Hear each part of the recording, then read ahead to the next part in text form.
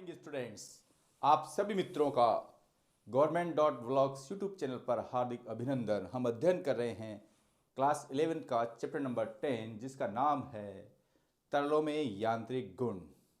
इससे पहले हमने स्टोक पर में सांख्यिक समीकरण का अध्ययन किया। आज हम अध्ययन करेंगे बर्नौली सिद्धांत के अनुप्रयोग। Bernoulli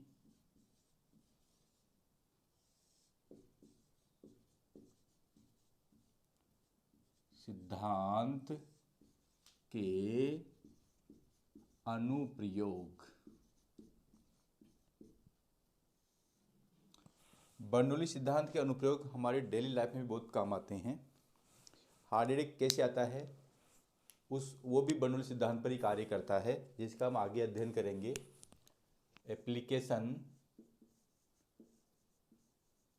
application based on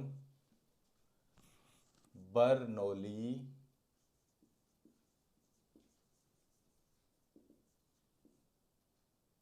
principal.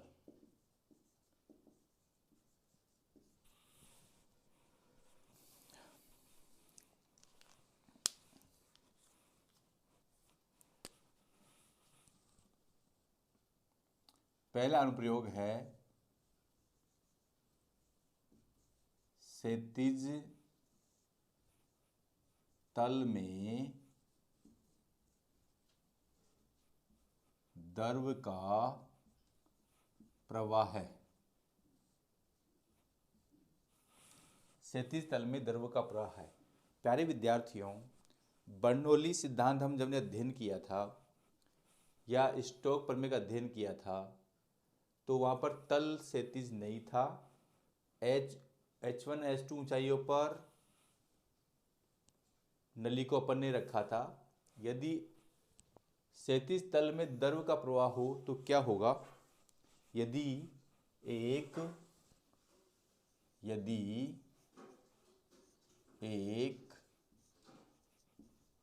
अश्यान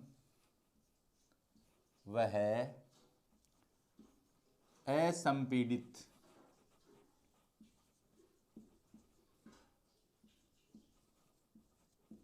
असंपीड्य तरल क्षैतिज तल में प्रवाहित होता है तो बर्नौली सिद्धांत से, जो कि पिछले वीडियो में हमने अध्ययन किया था बर्नौली सिद्धांत का, तो बर्नौली सिद्धांत से, और बर्नौली सिद्धांत था गतिज ऊर्जा प्लस स्थितिज ऊर्जा प्लस दाब बराबर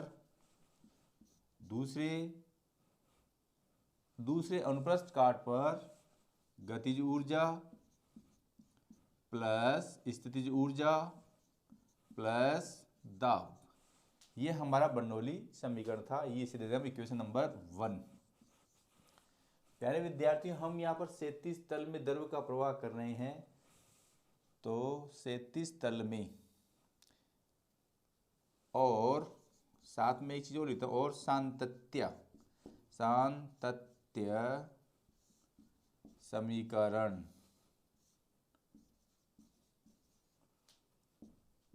A1 V1 बराबर A2 V2 बराबर Q। ये हम जानते हैं पिछले वीडियो से, या हमने इसका अध्ययन किया है। तो प्यारे विद्यार्थियों, क्षैतिज तल में है तो इसकी जो ऊंचाई, द्रव नली की ऊंचाई हमने H1 और H2 मानी थी। बड़े अनुप्रस्थ काट के लिए H1 मानी थी और छोटे अनुप्रस्थ काट के लिए H2 मानी थी। वो दोनों क्या होंगी? एक होंगी। तो क्षैतिज तल के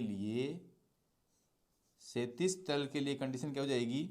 क्षैतिज तल के लिए H1 और H2 बराबर H, तो समीकरण है, तो समीकरण एक से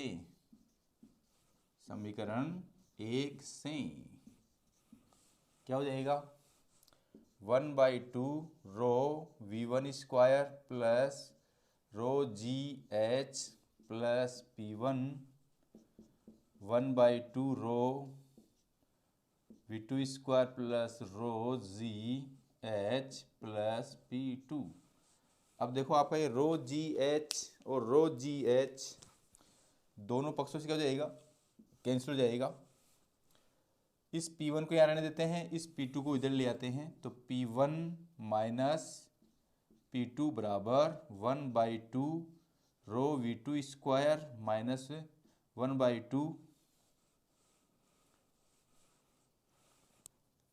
देखो इसमें थोड़ा सा हम और चेंजेस करते हैं, क्योंकि जो चीज़ हमारे काम में आने वाली है उस चीज़ को भी हम रख लेते हैं इसमें। तो 1/2 रो V1 स्क्वायर प्लस P1 बराबर 1/2 रो V2 स्क्वायर प्लस P2, समीकरण नंबर 3। देखो इस समीकरण 3 को हम ऐसे भी कह सकते हैं 1/2 रो V प्लस P बराबर नियतांक, समीकरण नंबर 4। जैसे आपने पिछली क्लास में देखा था कि पहले अनुप्रस्थ काट पर बर्नौली सिद्धांत और दूसरे अनुप्रस्थ काट पर बर्नौली सिद्धांत, अर्थात गतिज ऊर्जा प्लस स्थितिज ऊर्जा प्लस दाब ऊर्जा, ऐसे दूसरे अनुप्रस्थ काट पर भी ये दोनों बराबर हैं। तो हमने प्रूव किया था कि 1/2 PV स्क्वायर प्लस रो GH प्लस P बराबर नियतांक। सिमिलरली वही चीज़ हमने यहाँ पे लिखी है। ऐसा हम क्यों कर रहे हैं, अब देखो समीकरण 2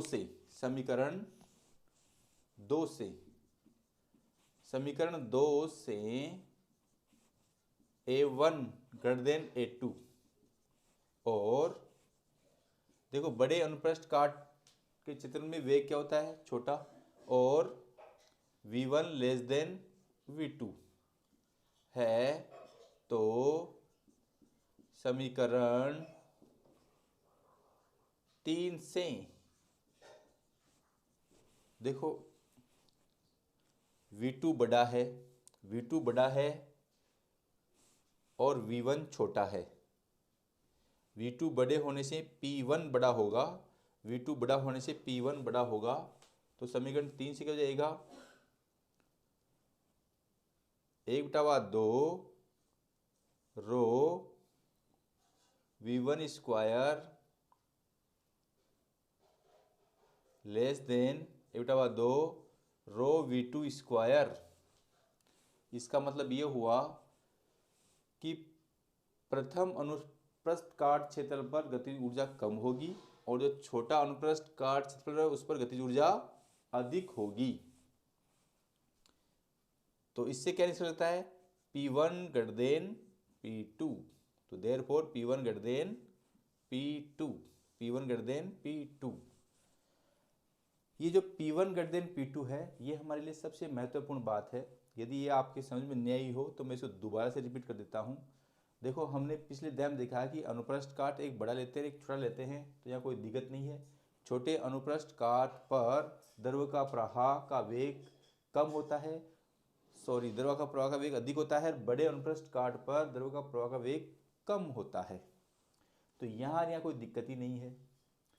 अब जिस बिंदु पर द्रव का वेग अधिक होता है, क्योंकि जो गतिज ऊर्जा होती है वो गति के कारण उत्पन्न होने वाली ऊर्जा को हम गतिज ऊर्जा कहते हैं, तो छोटे अनुप्रस्थ काट के क्षेत्र पर गतिज ऊर्जा अधिक होगी और बड़े अनुप्रस्थ काट क्षेत्र पर गतिज ऊर्जा कम होगी, जिससे समीकरण 3 से ये गतिज ऊर्जा अधिक है, इट मीन्स P1 ज़्यादा है, ये गतिज ऊर्जा कम है, इट मीन्स P2 ज़्यादा है। तो हमने ये प्रूव कर लिया है कि P1 ग्रेटर देन P2, यानी कि जब अनुप्रस्थ काट का क्षेत्रफल कम है, अनुप्रस्थ काट का नली के अनुप्रस्थ काट, देखो मैं लिख देता हूँ, लिखने पे ज़्यादा समझ में आएगा। तो निष्कर्ष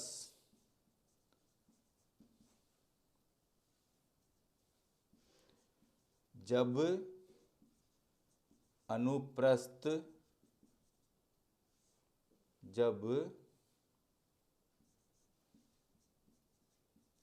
नली के अनुप्रस्थ काट का क्षेत्रफल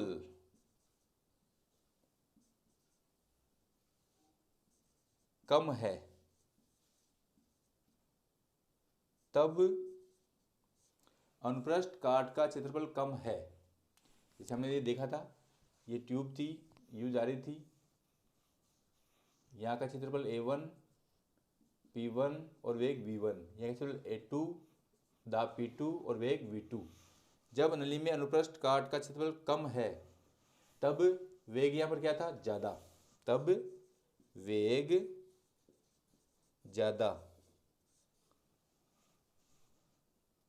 तब वेग ज़्यादा है, और जब वेग ज़्यादा है तो दाब क्या रहेगा, कम। जब वेग ज़्यादा है तो दाब कम होगा।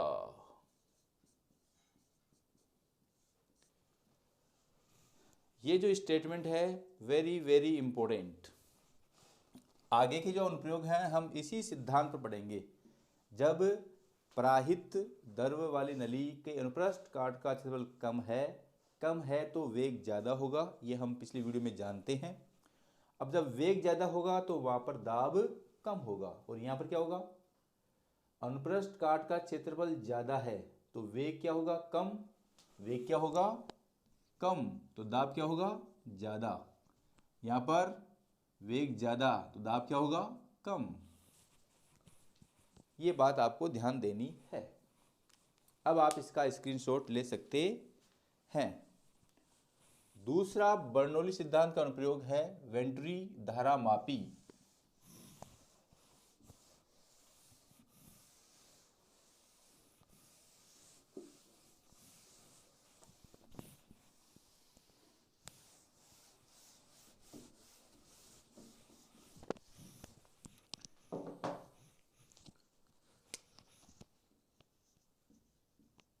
वेंटुरी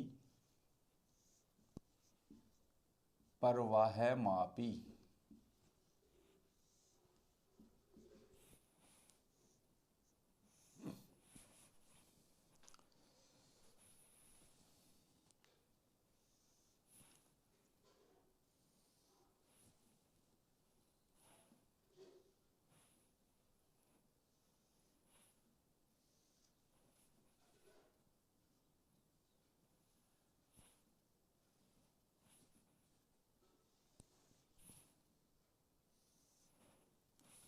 देखो, यह दाब को नापने के लिए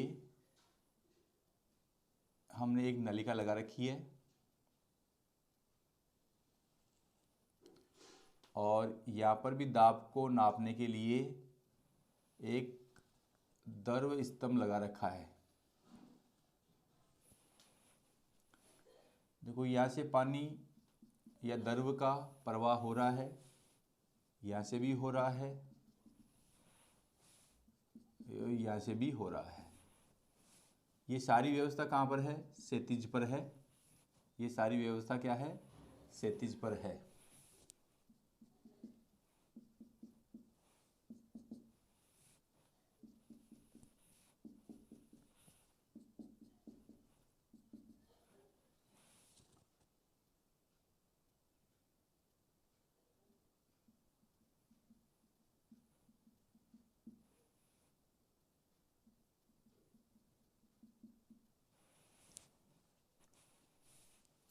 यहाँ पर जो अनुप्रस्थ काट का क्षेत्रफल है वो A1, दाब P1 और इसका वेग V1 है। और ये मान लिया कि ये आपका X सिरा है, और ये वाला Y सिरा, और ये वाला Z सिरा। यहाँ पर भी हम अनुप्रस्थ काट का क्षेत्रफल A1 दाब P1 और A2 दाब P2 और वेग V2 मान लेते हैं। इतनी बात समझ में आ जानी चाहिए।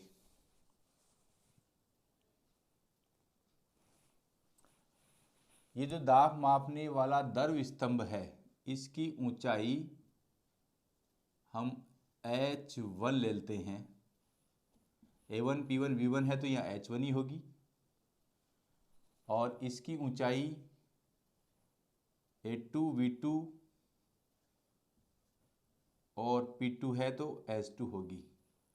अब देखो, इसकी ऊंचाई यहाँ पर है, इसकी ऊंचाई यहाँ पर है, तो ये जो ऊंचाई होगी, इन दोनों दाब मापी नलियों के दर्व स्तंभ की ऊंचाइयों का अंतर होगा। क्या होगा? H1 minus H2।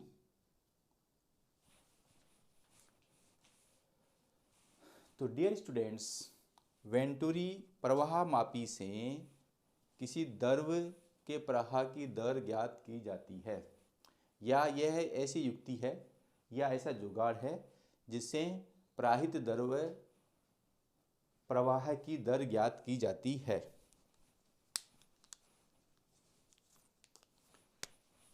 ऐसी युक्ति जिससे द्रव के प्रवाह की दर ज्ञात की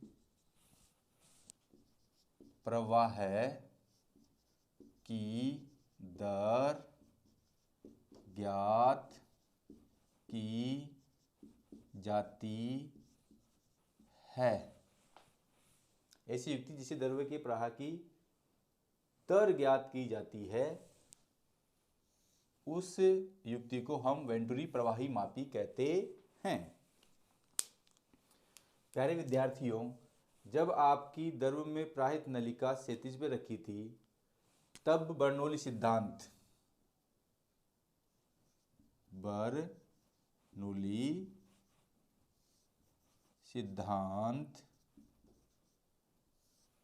से क्या हो जाएगा? 1/2 रो V1 स्क्वायर प्लस P1 बराबर 1/2 रो V2 स्क्वायर प्लस P2, और P1 माइनस P2 बराबर 1/2 रो V2 स्क्वायर माइनस 1/2 रो V1 स्क्वायर। समीकरण नंबर 1। अभी हमने बर्नौली सिद्धांत का अनुप्रयोग नंबर 1 पढ़ा था, उसमें ये प्रूफ किया था। अर्थात इसको मैं लिखता था समीकरण 1 से, या जो 3 था उससे, जो भी समीकरण था उसका नाम देता है यहाँ पर। और सातत्य समीकरण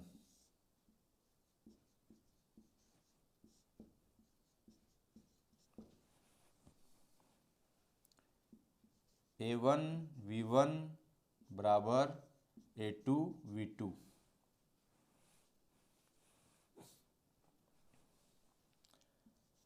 अब देखो, हमारे पास यहाँ दो रास्ते हैं।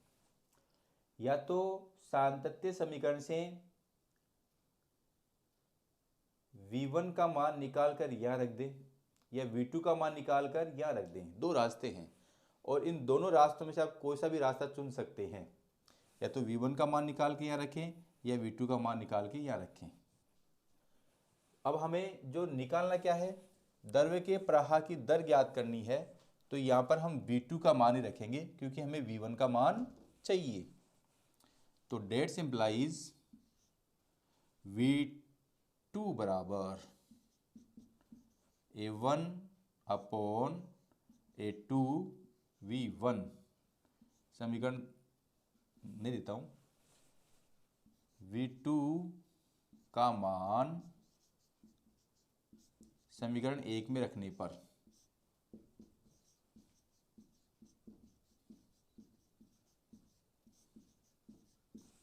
तो क्या जाएगा?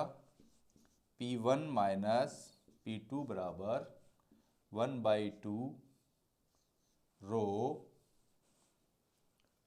देखो V2 का मान है ये, तो ये जाएगा V1 स्क्वायर V2 स्क्वायर और v1 का होल स्क्वायर माइनस 1/2 रो v1 स्क्वायर। तो p1 माइनस p2 1/2 रो, दोनों में क्या है कॉमन, और देखो आपका v1 स्क्वायर भी कॉमन है, तो क्या जाएगा a1 square a2 square minus 1। हम चाहें तो इसको ऐसे भी लिख सकते हैं 1/2 रो v1 स्क्वायर a2 स्क्वायर क्या जाएगा एलसीएम आ जाएगा, तो a1 square minus a2 square, ये किसके बराबर आ गया p1 माइनस p2 के बराबर आ गया। अब आप इसका स्क्रीनशॉट ले सकते हैं। अब यहाँ से हम देखें तो हमें v1 चाहिए, तो v1 स्क्वायर बराबर p1 minus p2 a2 square upon rho, देखो ये 2b ऊपर चल जाएगा, ये लो 2b अपन ऊपर डाल देते हैं, नीचे आएगा रो a1 square minus a2 square, तो v1 बराबर under root 2p1 minus p2 a2 square rho a1 square minus a2 square. तो देयरफॉर v1 बराबर, देखो a2 बाहर आ जाएगा वर्गमूल से, तो 2 p1 minus p2 upon rho a1 square minus a2 square, समीकरण नंबर 2। प्यारे विद्यार्थियों, चित्र में देख रहे हो कि द्रव मापने वाली नलिकाओं के द्रव स्तंभों की ऊंचाइयों का अंतर h1 माइनस h2 है। यदि इसे हम h मान लें, चित्र अनुसार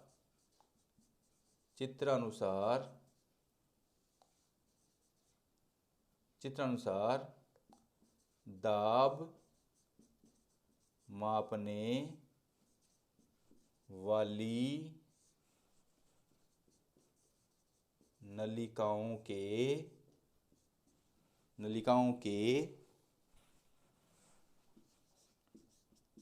द्रव स्तंभ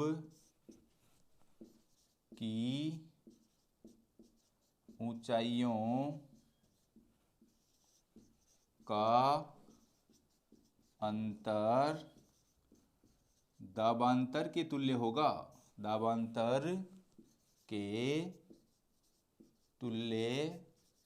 होगा, अतः p1 माइनस p2 बराबर h रो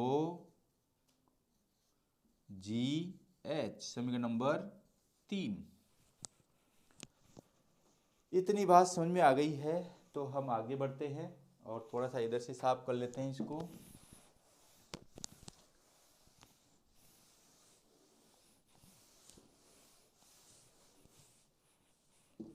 और इसको भी यहाँ से साफ कर देते हैं। समीकरण 2 और 3 से, समीकरण 2 वह 3 से v1 बराबर a2 root 2 p1 minus p2 क्या देंगे रो जी एच। देखो इस p1 p2 की जगह मैंने क्या रख दिया rho g h upon rho a1 square minus a2 square, ये आपका रो से रो कैंसिल, तो v1 बराबर क्या बच जाएगा a2 root 2gh upon a1 square a2 square, समीकरण नंबर 4। अब सातत्य समीकरण से हम क्या जानते हैं? सातत्य समीकरण से A1 V1 बराबर A2 V2 बराबर Q। अब मैं इसको साथ में लेता हूँ, तो Q बराबर A1 V1, समीकरण नंबर 5। समीकरण 4 से V1 का मान 5 में रखने पर, तो Q बराबर A1, तो ये यहाँ पर है ही, और ये जो V1 है पूरा माना जाएगा। A1 तो था A2 root 2 GH upon A1 square minus A2 square. जो क्यों है, ये क्यों ही द्रव प्रवाह की दर है। क्यों ही क्या है? द्रव प्रवाह की दर है।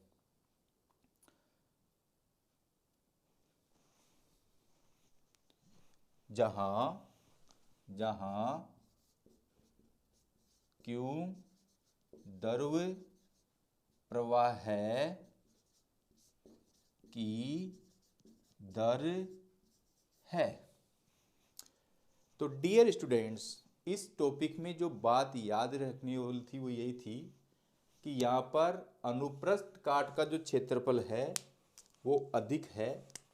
मैं पुनः अपनी मोस्ट इंपोर्टेंट बात को रिवाइज कर रहा हूँ, सभी बच्चे ध्यान देंगे। और यहाँ पर जो अनुप्रस्थ काट का क्षेत्रफल है, ये साफ दिख रहा है, ये बड़ा है और ये छोटा है, तो A1 ग्रेटर देन A2 है। और ये हम जानते हैं कि जो क्षेत्रफल अनुप्रस्थ काट से बड़ा होता है वहाँ पर वेग कम होता है, और जो अनुप्रस्थ काट का क्षेत्रफल छोटा है वहाँ पर वेग बड़ा होता है। जब वेग बड़ा होता है तो वहाँ पर दाब क्या होता है? कम। दाब क्या होगा? कम। और जब वेग छोटा है तो वहाँ पर दाब क्या होगा? ज़्यादा। ये बात आपको याद होनी चाहिए। This is very very very important. हमारे व्यवहारिक जीवन में इस चीज़ का हम बहुत इस्तेमाल करते हैं। विद्यार्थियों, जो वेंटुरी प्रवाह मापी है वो अपनी जो काम करती है उसके बारे में हम थोड़ा सा देख लेते हैं। जो आपके फिल्टर पंप होते हैं, जो आपके फिल्टर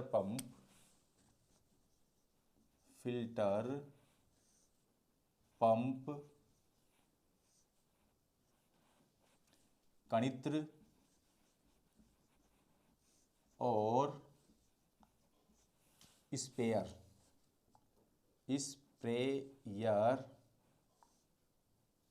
इसी सिद्धांत पर कार्य करते हैं। इसी सिद्धांत पर कार्य करते हैं।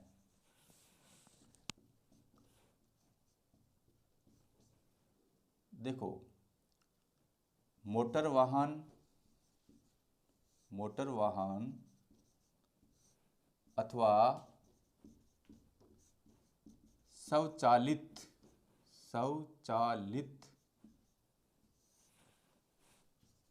उपकरणों में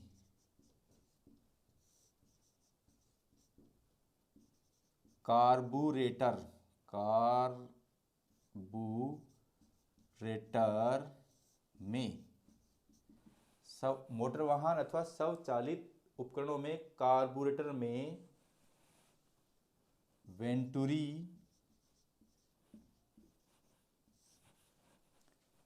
प्रवाह मापी अर्थात इसे अपनी बोलचाल की भाषा में बोल सकते हैं नोजल। मोटर वाहन तथा स्वचालित उपकरणों में कार्बोरेटर में वेंटुरी प्रवाह मापी अर्थात नोजल होता है। तो ये वेंटुरी प्रवाह मापी के अनुप्रयोग हैं जो हमारे दैनिक जीवन में खूब काम आते हैं। मोटर वाहन में जो कार्बोरेटर में जो होता है नोजल, वो भी वेंटुरी प्रवाहमापी होता है। नाम अलग है और वैज्ञानिक रूप में नाम अलग है। धन्यवाद।